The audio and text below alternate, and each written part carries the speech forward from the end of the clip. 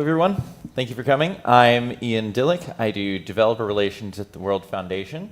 This is my colleague, Johannes Kitzing.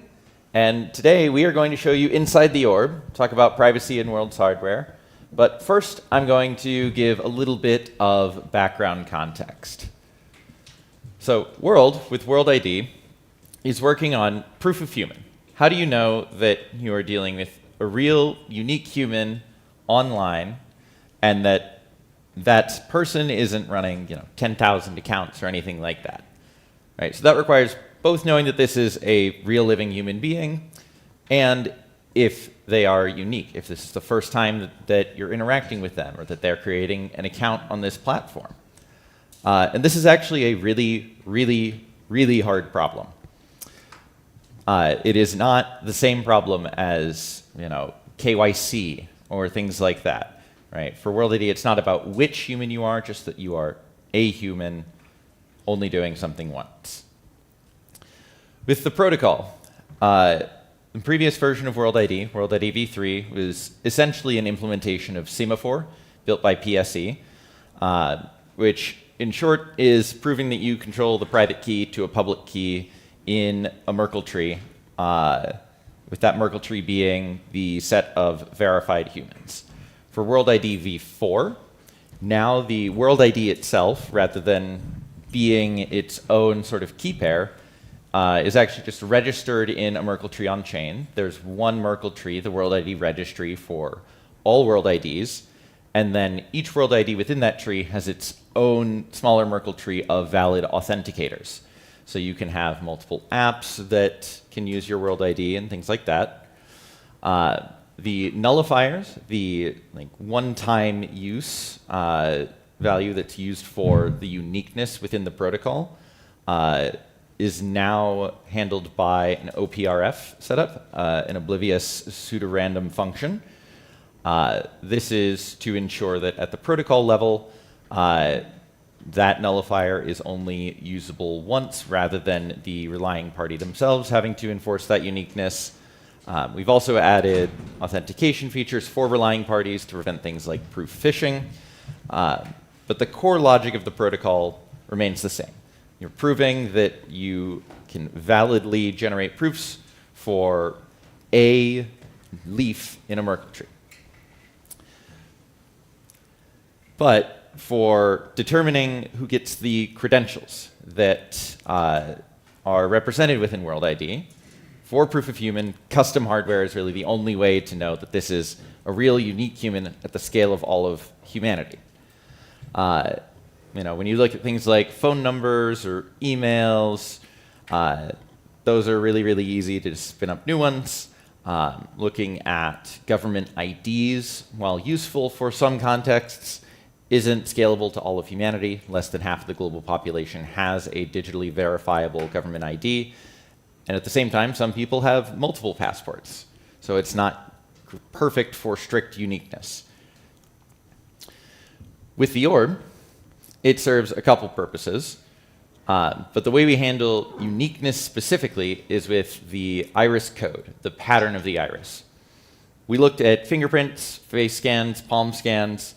None of those have enough entropy to be useful for uniqueness at the scale of all of humanity, or they're something that changes too much over time, either naturally or something that can be changed intentionally. The other thing about the iris is that in addition to changing very, very little over time, it doesn't really tell us anything about who you are. It doesn't reveal much other information, right? Age, gender, race aren't things that you can learn just from looking at someone's iris. And in order to have privacy with these iris codes, we worked with a team called Teseo to build the anonymous multi-party computation system. So when you verify at the Orb, it generates this iris code, it's transferred to your phone, and then that iris code is split into multiple secret shares.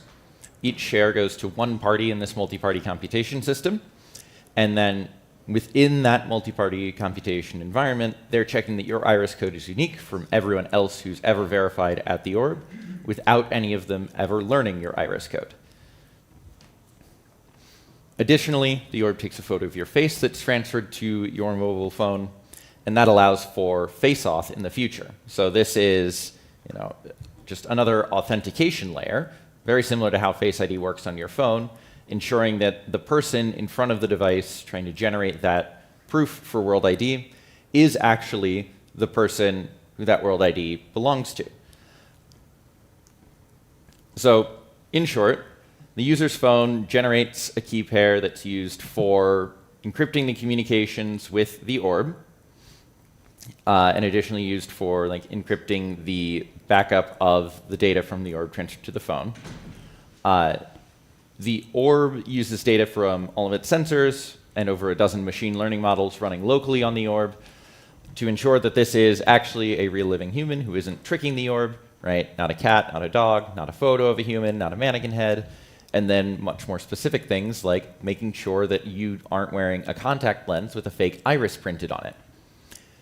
After that, it takes a photo of each iris, a photo of the face, calculates the iris code.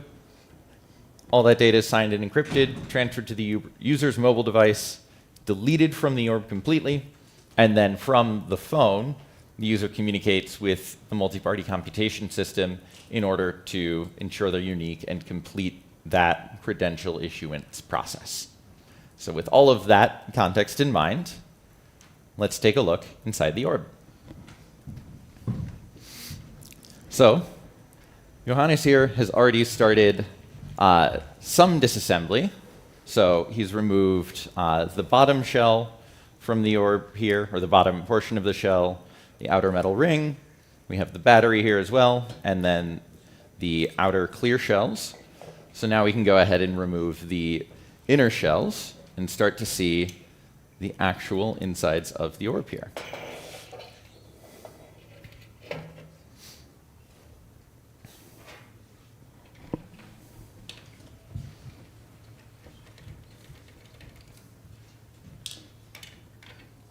With the orb, everything that you see at the front of the orb is where all of the sensors are contained. So the sensor bar at the bottom, we'll get into some more details there. At the top, there is a mirror that's part of a gimbaled mirror system for the iris camera. We'll get to see how that works in more detail as well. So this sort of plastic frame here holds all of the antennas used for the orb's communications. This includes both Wi-Fi and cellular data, and a GPS antenna required for the cellular system. The orb needs this Wi-Fi connection in order to transfer the data to the user's phone. It is done over an encrypted relayed connection, but cellular can be used as a backup in situations where Wi-Fi is not available. So the screws he's removing now will allow us to take off the front inner shell of the orb. So you can see everything is quite tightly packed inside.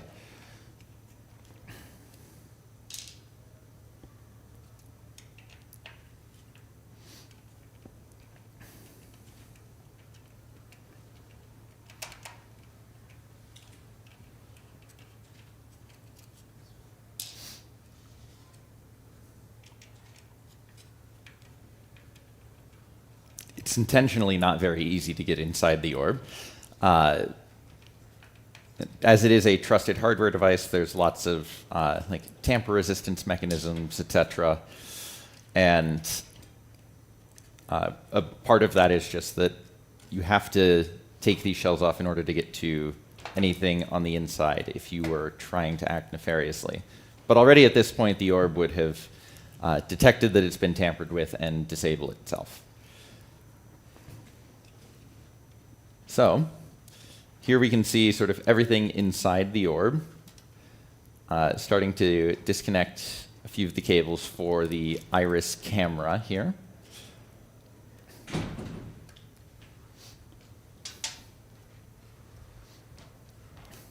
At the top of the orb, you can see a fan that is used for cooling the NVIDIA Jetson Orin NX that sort of serves as the brain of the orb.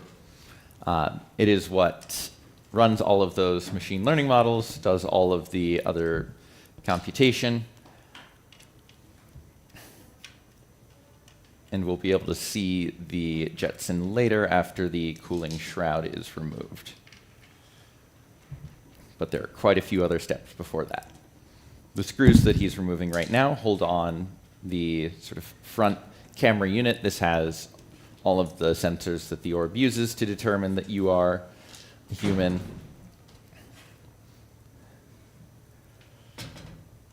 And we'll get to dive deeper into that in just a second. And again, lots of little connectors to make sure that we remove very carefully.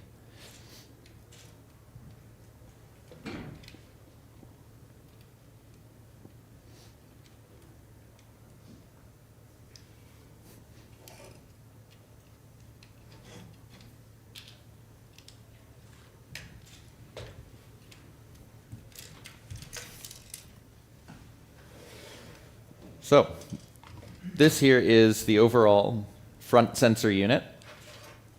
So again, we have the plate at the front, which has all the sensors that are making sure the user is actually a human. We have a lithium-ion battery that is used to ensure that the security and tamper resistance mechanisms for the orb remain powered on even when the main battery is removed. And then at the back here, we have the sensor for the iris camera, as well as the system for the polarization filter that we can dive into a bit more deeply in a second. That polarization filter allows multiple images of the iris with different polarizations to be taken. This is, again, for detecting ways that people might try to present some sort of fake iris to the orb. And now the entire iris camera assembly itself has been removed. So in addition to the sensor and the polarization filter, there's a custom liquid lens. This lens offers very high zoom so that the majority of the camera's field of view is filled by the iris itself to have as high quality of an image as possible. This lens can also focus very finely, down to a plane measured in tenths of a millimeter, to ensure a very sharp image of the iris. Again, so that that iris code can be generated with as much entropy as possible, so that we have the best uniqueness possible and avoid false collisions for the iris code.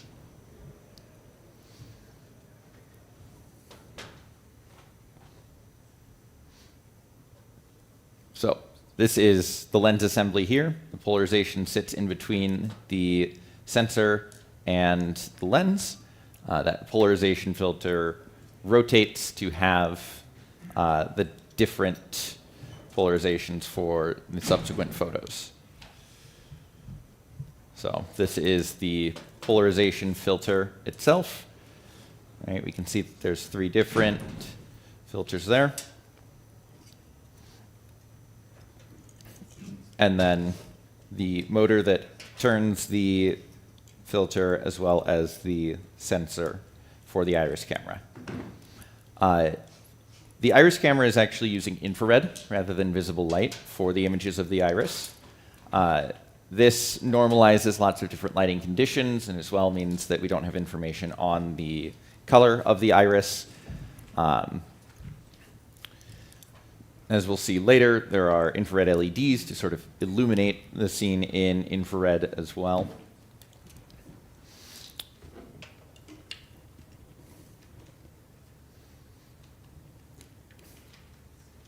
But prior to that, we will get to see the gimbaled mirror system. You might be wondering, why is there only one iris camera if we have 2 irises?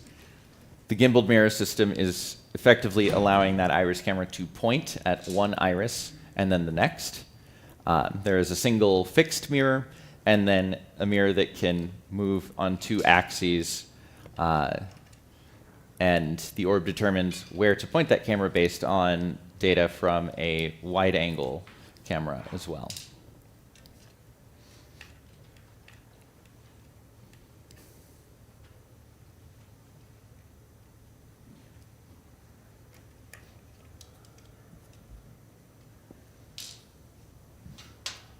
This is just the back cover for the gimbaled mirror system. So we can see inside we have the motors that move the gimbaled mirror. And at the front of this assembly is the infrared LEDs, which we'll get to see in just a second.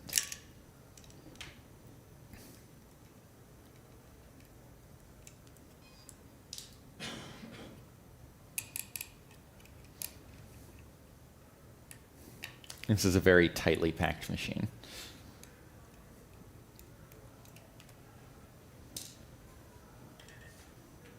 How many units are you planning on producing from the Orb? It was 8,000 units of the new generation of the Orb that we produced in the most recent manufacturing run.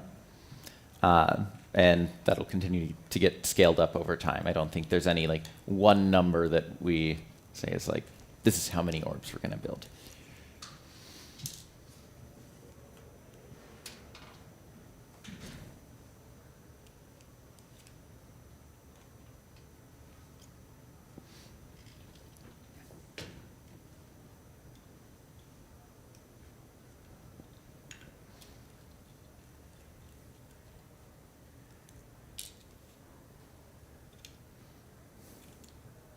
Any other questions in the meantime?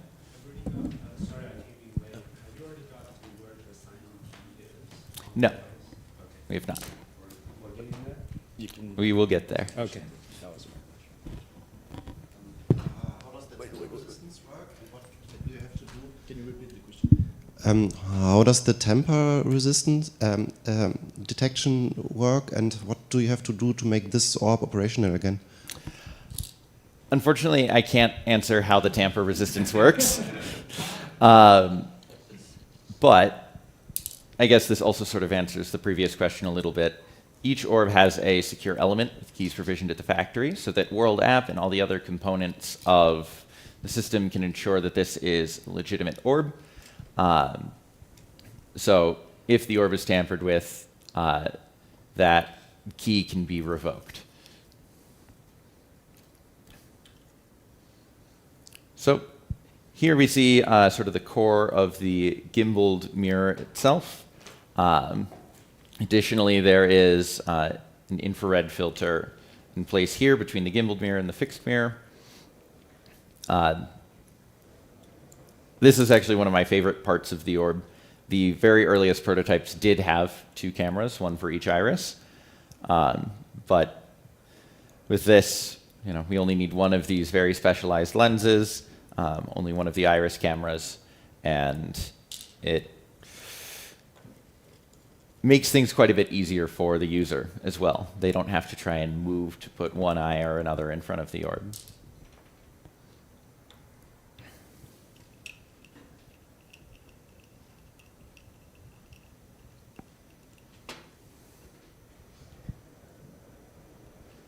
Yeah, this board here is just an adapter for the stepper motors in the gimbaled mirror system. It's quite small, not too complex. And now we have removed the front sort of sensor hub from the assembly. So this piece here is aluminum, correct? Yes. So this aluminum piece here, you'll see it has a large thermal pad. The PCB that contains all the infrared LEDs sits directly against this thermal pad. They do consume quite a bit of power. They do get quite hot, and this is necessary for the cooling of those LEDs.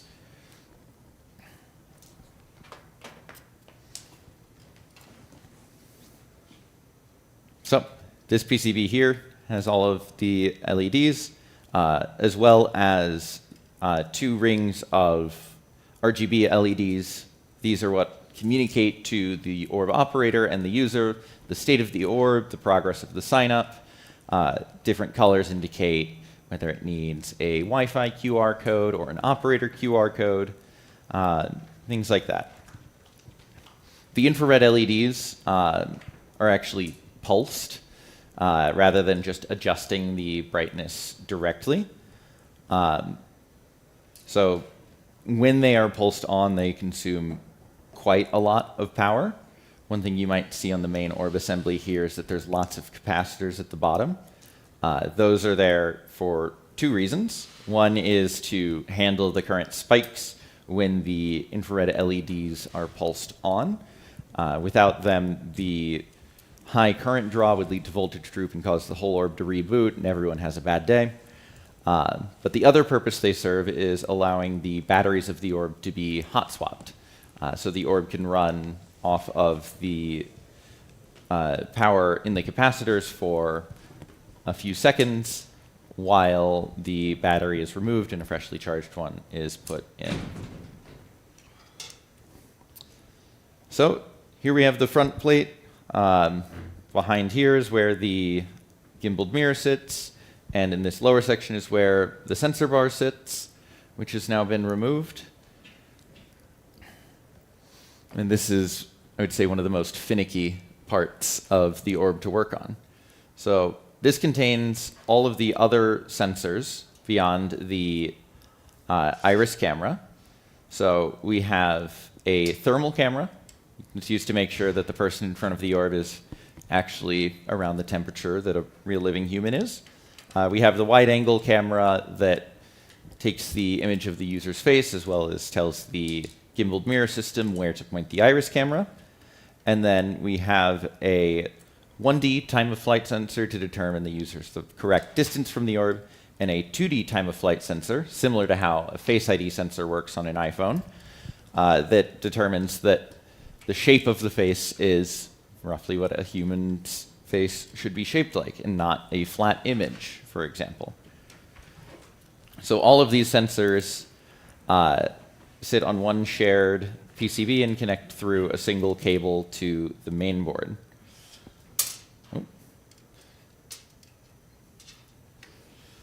So now we are removing the cooling shroud for the Jetson, the brain of the orb. All of the air intakes and exhausts sit at the bottom of the orb through the holes on this bottom plate.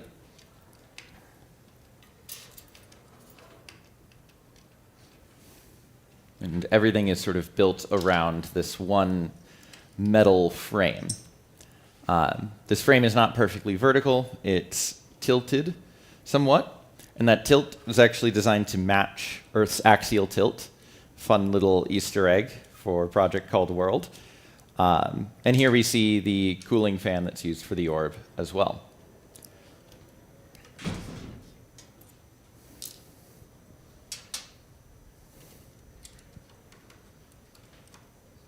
So he's now removing the piece that holds the Jetson in place. Like previous Jetsons, it uses the form factor of a laptop memory module.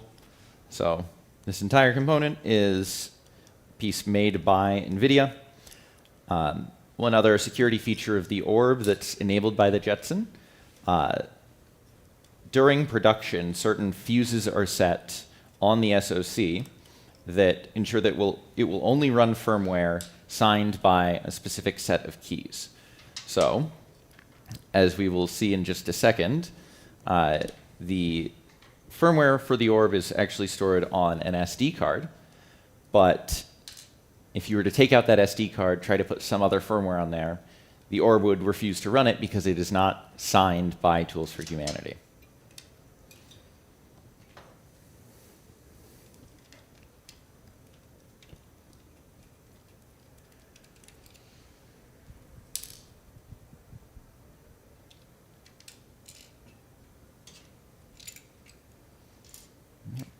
There's the cover for the SD card, and then the SD card itself is removable through the battery compartment.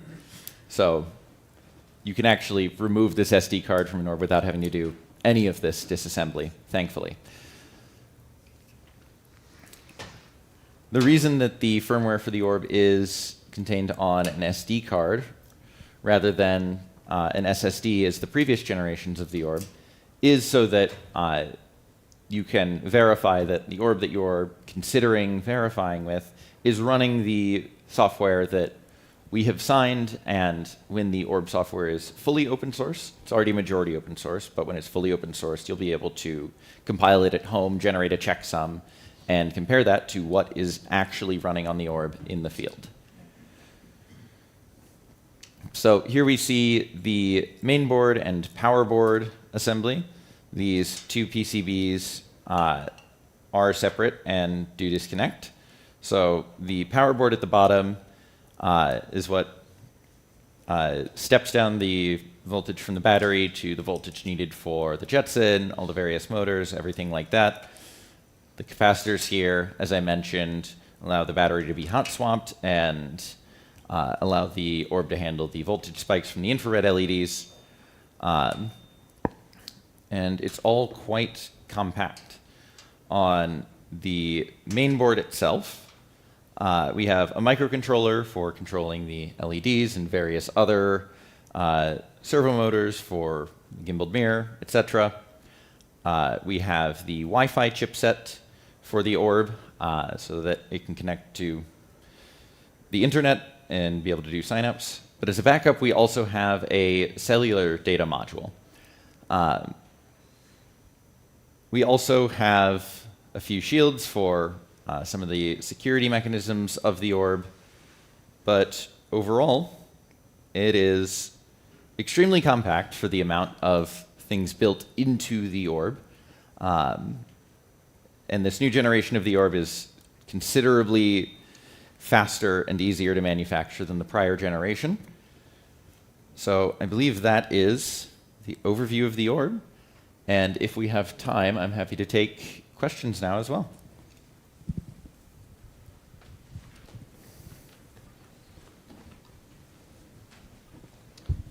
Maybe this question might be too obvious. With running software, I can always check the SHA sum of the binary that I'm running against to make sure that I have the right version and it's not been manipulated with. With hardware that I might be running, is there any such equivalence that I can check? So for a whole hardware project like this, there's not a direct parallel. One sort of field of research where we're beginning to see a few commercial products that do lend to hardware verifiability is in self-signing sensors.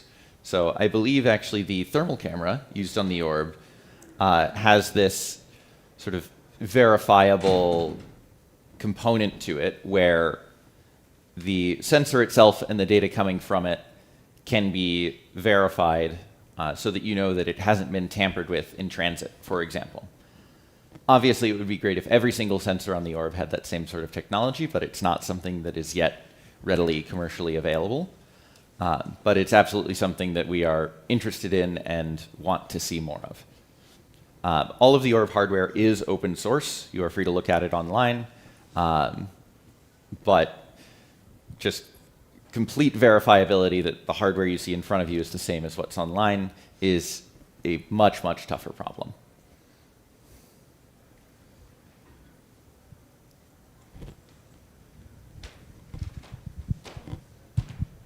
Hello, thanks for the presentation. I've looked, the pre-order was $100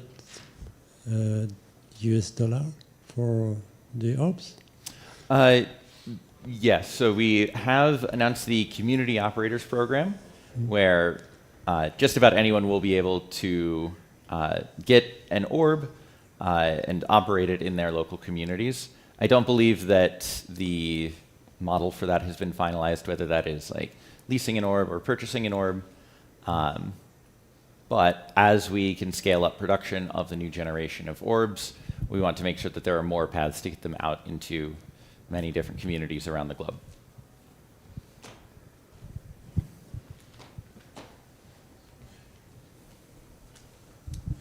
Do you see any byproducts within the domain of research that you're currently working on that might be impactful in other domains? So anything that might, as a spin-off from this research that you're doing?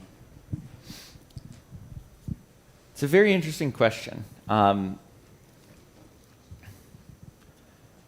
For this device, like ensuring that the person in front of the device is a unique human, and capturing the biometric template of the iris code is the very specific purpose of it. I think that there's lots of applications for sort of the humanness checks in other domains, but that sort of requires having the specialized sensors that are used on the orb, right? Not necessarily something that could be directly applied to, say, a laptop camera, for example.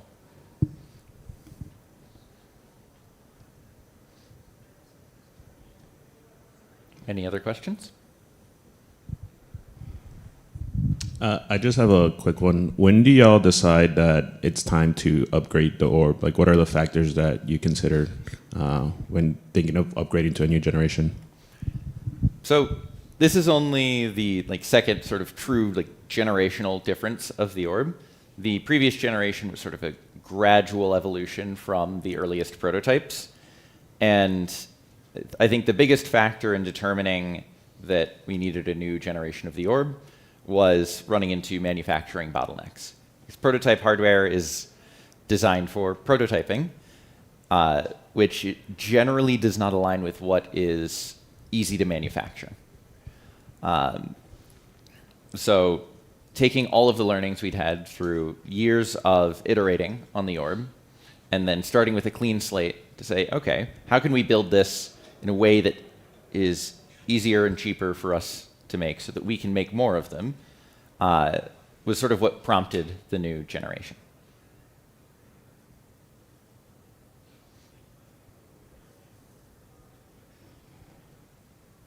All right.